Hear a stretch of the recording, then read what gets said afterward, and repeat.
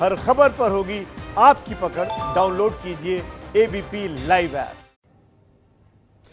पटना में आज रामविलास पासवान का अंतिम संस्कार किया गया।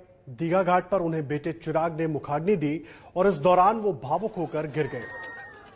राजकीय सम्मान के साथ रामविलास पासवान का अंतिम संस्कार किया गया। तमाम बड़े नेता उनको श्रद्धांजलि देने के लिए पहुंचे और तस्वीरें देखिए, उनको मुखाग्नि देते वक्त चिराग पासवान किस तरह से भावुक हो गए और वो गिर गए वहां।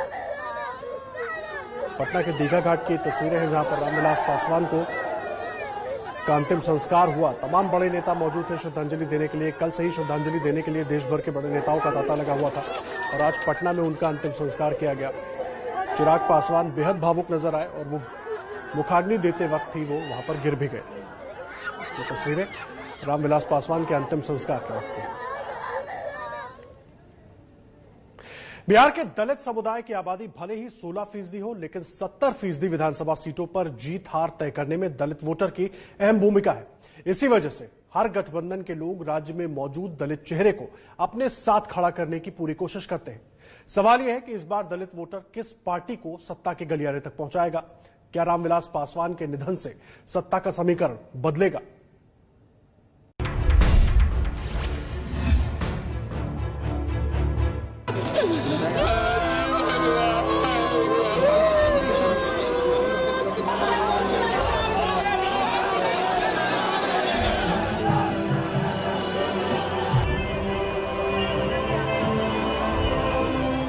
बिहार में दलितों के सबसे बड़े नेता माने जाने वाले रामविलास पासवान के जाने से बिहार के दलित समुदाय ने एक बड़ा बेटा खो दिया है। आज दलों का भेद मिट गया है, विरोध मिट गया है। रामविलास पासवान अमर रहे, गूंजे धरती आसमान। रामविलास पासवान के नारे गूंज रहे हैं बिहार विधानसभा परिसर में। बिहार में रामविलास पासवान दलितों के सबसे बड़े नेता थे। चुनावी माहौल में पासवान की मौत के आंसू से कई जिलों में सियासी समीकरण भी बिगड़ सकते हैं। रामविलास पासवान के निधन से सहानुभूति की एक लहर है। चिराग पासवान भी सहानुभूति कार्ड खेलने की कोशिश करेंगे। ऐसे में दूसरे राजनीतिक दल खुलकर रामविलास के खिलाफ बोलने से बचेंगे। यही नहीं, नीतीश कुमार भी सीधा सीधा वार करने से कतराएंगे। हो सकता है ऐसे में इसका फायदा चिराग पासवान को मिल सकता है।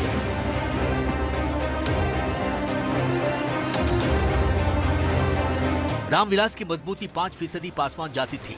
पिछले कुछ चुनावों के आंकड़े देखें तो पासवान समुदाय के करीब 80% वोट लोक जनशक्ति पार्टी को ही मिले हैं। ऐसा माना जा रहा है कि उनके निधन के बाद उनका ये वोट बैंक बिखरने के बजाय और मजबूत होगा। बिहार चुनाव में दलित समुदाय की अहमियत को जानने के लिए सबसे पहले यह आंकड़ा जानना जरूरी है। बिहार में दलित समुदाय की आबादी 16% है। जहां तक बात बिहार विधानसभा में दलितों के प्रतिनिधित्व की है तो फिलहाल उनके लिए आरक्षित सीटों की संख्या 38 है। रामविलास पासवान के निधन से खेल तो सभी पार्टियों का प्रभावित होगा, लेकिन सबसे ज्यादा असर जेडीयू पर पड़ सकता है। रामविलास पासवान के बेटे चिराग पासवान ने पहले से ही बिहार में नीतीश कुमार के खिलाफ मोर्चा खोला हुआ है। चिराग ने नीतीश सरकार पर वार करते हुए बिहार फर्स्ट, बिहारी फर्स्ट का नारा भी दिया है। अगर दलित और महादलित दोनों को गोलबंद करने में सक्षम हो गए चिराग पासवान और दलितों को ये कनेक्ट कर लिए तो क्यों नहीं दलित के नेता हो सकते हैं। रामविलास पासवान जी तो थे नेता, नेतृत्व उन्होंने दिया था और यही कारण था कि हाजीपुर में रिकॉर्ड मतों से उनको लोगों ने विजयी बनाया था। नीतीश और रामविलास पासवान के समीकरण को समझने के लिए इतिहास के गलियारे में झांकना जरूरी है। 2005 की विधानसभा चुनाव में पासवान की पार्टी एलजेपी ने नीतीश का साथ नहीं दिया था। इससे खार खाए नीतीश कुमार ने दलित वोटों में सेंधमारी के लिए बड़ा खेल कर दिया था। 22 में से 21 दलित जातियों को उन्होंने महादलित घोषित कर दिया था, लेकिन इसमें पासवान जाति को शामिल नहीं किया था। नीतीश कुमार के इस खेल से उस वक्त महादलितों की आबादी 10% हो गई थी और पासवान जाति के वोटरों की संख्या 4.5% रह गई थी।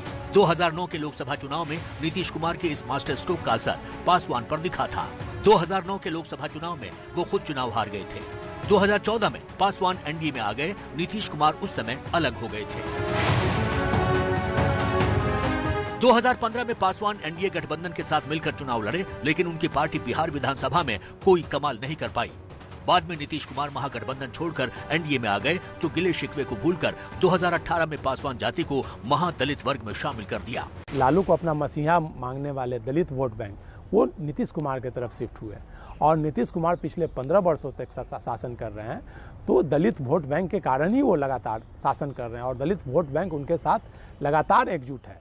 मतलब एक पासवान वोट को छोड़ दिया जाए तो उन्होंने दलित वोट बैंक पर बहुत बड़ा काम किया, महादलित का गठन किया, महादलित, और महादलित के लिए उन्होंने बहुत सारी योजनाएं लाई। रामविलास पासवान के साथ एक बड़ा फैक्टर ये भी था कि दलितों के साथ साथ उन्हें अगड़ी जाति के लोग भी पसंद करते थे, क्योंकि वो विवादों से दूर रहते थे।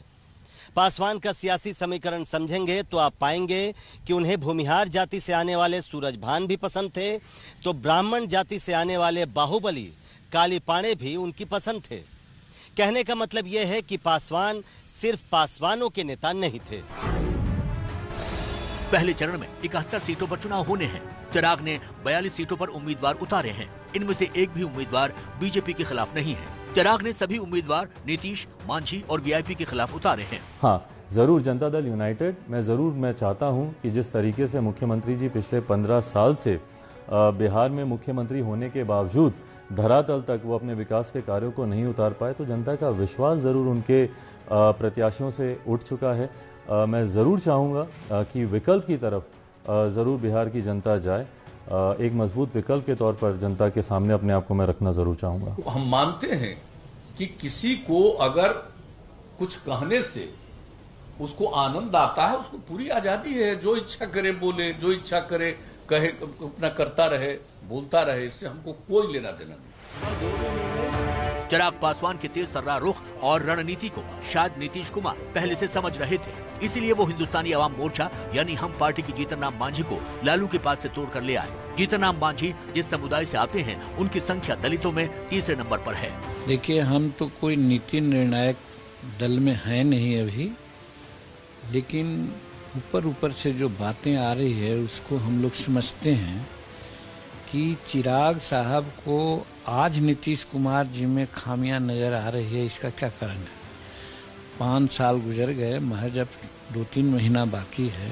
अगर कोई खामियां थी तो पहले होना चाहिए था।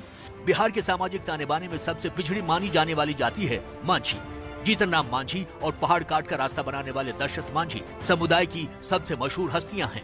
दशरथ मांझी, आप सुपरमैन हैं, आप मिस्टर इंडिया हैं। इस असंभव काम को संभव करने के बाद क्या कहना चाहेंगे आप? हम तो ये कहेंगे कि भगवान के भरोसे मत बैठिए, क्या पता भगवान हमरे भरोसे बैठा हो। जीतन राम मांझी के अलावा नीतीश कुमार ने एक समय बिहार में कांग्रेस के प्रदेश अध्यक्ष रहे अशोक चौधरी को भी बड़ी जिम्मेदारी दी है। नीतीश ने दलित वोटों को लुभाने के लिए उन्हें जेडीयू का कार्यकारी प्रदेश अध्यक्ष बना दिया है। नीतीश कुमार ने जिन उम्मीदवारों को टिकट दिया है, उनके जातीय समीकरण को देखकर लगता है कि उन्होंने दलितों और अति पिछड़े वोटरों को बड़ा मैसेज देने की कोशिश की है। जेडीयू ने अति पिछड़े वर्ग को 19, यादव समुदाय को 18 और दलित समुदाय को 18 टिकट दिए हैं।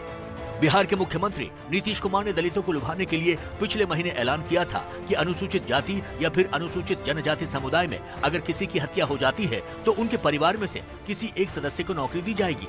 लेकिन विपक्ष का कहना है कि नीतीश सरकार की घोषणाएं दलितों की हत्या को बढ़ावा देने वाली हैं। इसी घोषणा के आधार पर सीएम नीतीश कुमार के खिलाफ मुजफ्फरपुर सिविल कोर्ट में मुकदमा दर्ज कराया गया है, जिसमें याचिकाकर्ता ने आरोप लगाया है कि ऐसा बयान देकर मुख्यमंत्री ने प्रदेश में जातीय उन्माद फैलाने की कोशिश की। उन पर दलितों के अपमान का भी आरोप लगाया गया है। बीएसपी प्रमुख मायावती ने भी ट्वीट के जरिए इस फैसले की आलोचना की। उन्होंने ट्वीट में लिखा कि अपने पूरे शासनकाल में इस वर्ग की उपेक्षा की गई और अब चुनाव के ठीक पहले SC/ST वर्ग के लोगों को लुभाने की कोशिश की जा रही है। अगर इतनी ही चिंता थी तो अब तक सरकार क्यों सोती रही? पार्टी के अपने दल, ये दलित राजनीति का ही जोर है कि आरजेडी ने जेडीयू सरकार में मंत्री रहे श्याम रजक की घर वापसी पर खुशी का इजहार किया। श्याम रजक का आरोप है कि नीतीश ने दलितों के लिए कुछ नहीं किया।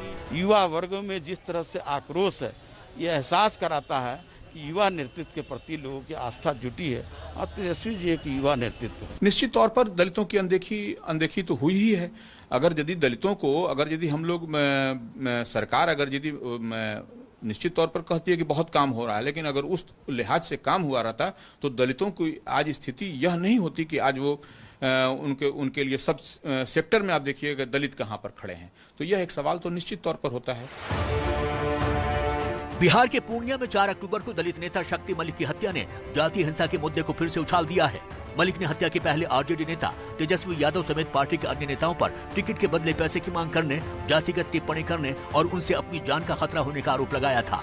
शक्ति मलिक के घर वालों का कहना है कि आरजेडी से निकाले जाने के बाद मलिक एक निर्दलीय उम्मीदवार के रूप में विधानसभा चुनाव लड़ने की तैयारी कर रहे थे। हत्या देखिए वही लोग ने करवाया है, राजनीतिक में प्लान बना के वही लोग करवाया है। मेरा पति अररिया रानीगंज से विधानसभा से लड़ना चाहते थे, तो जनता भी सपोर्ट में था, तो बोला कि हमको टिकट नहीं भी देगा ना तो हम निर्दलीय लड़ेंगे ना, जीत जाएंगे। जनता उसका सपोर्ट में था।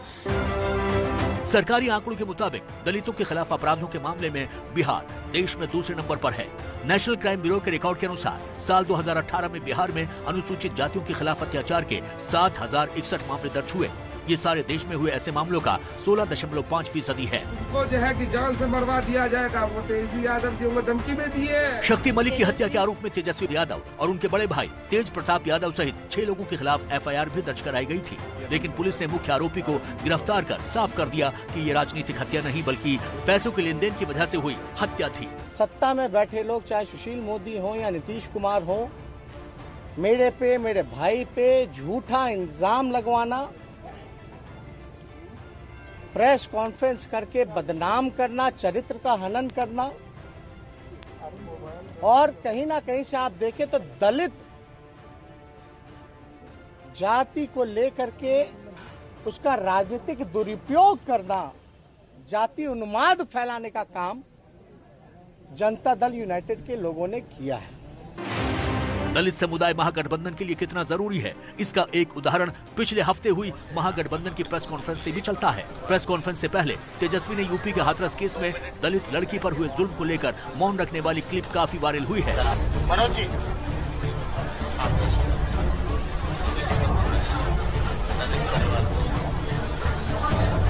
हाथरस वाला जो वर्ष में 1 मिनट का मौन आप अनाउंस कर दीजिए।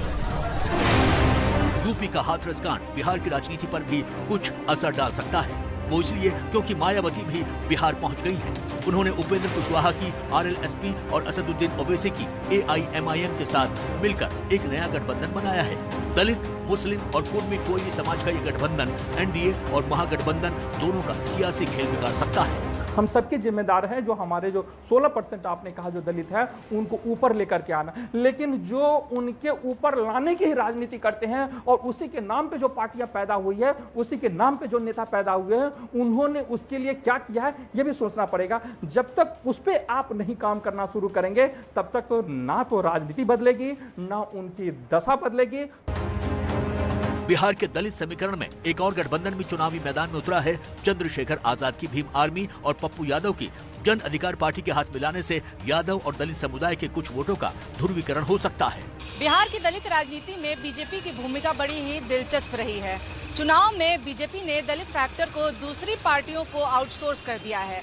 चिराग पासवान, नीतीश कुमार और जीतन राम मांझी के जरिए बिहार में बीजेपी दलित समुदाय को साधने की कोशिश कर रही है। ऐसे में चुनाव के नतीजे आने के बाद ही पता चलेगा कि दलित फैक्टर कहां भारी पड़ा और कहां कमजोर पड़ा। फिलहाल रुकेंगे एक छोटे से ब्रेक के लिए, लेकिन रामविलास पासवान के निधन के बाद उनको भारत रत्न दिए जाने की मांग भी उठने लगी है। किसने ये मांग उठाई है वो पूरी खबर। स्वागत है आपका। बिहार के पूर्व मुख्यमंत्री जीतन राम मांझी ने रामविलास पासवान को भारत रत्न दिए जाने की मांग को लेकर राष्ट्रपति को पत्र लिखा है। साथ ही रामविलास पासवान के दिल्ली आवास को पासवान स्मारक बनाने की मांग की है। तो बड़ी खबर हम आपको बता रहे हैं। बिहार के पूर्व मुख्यमंत्री जीतन राम मांझी ने रामविलास पासवान को भारत रत्न दिए जाने की मांग को लेकर राष्ट्रपति को पत्र लिखा है। फिलहाल रुकेंगे एक छोटे से ब्रेक के लिए, लेकिन आपको बता दें आगे बिल्कुल देखना मत भूलिएगा हमारी खास पेशकश पर्दे के पीछे लालू।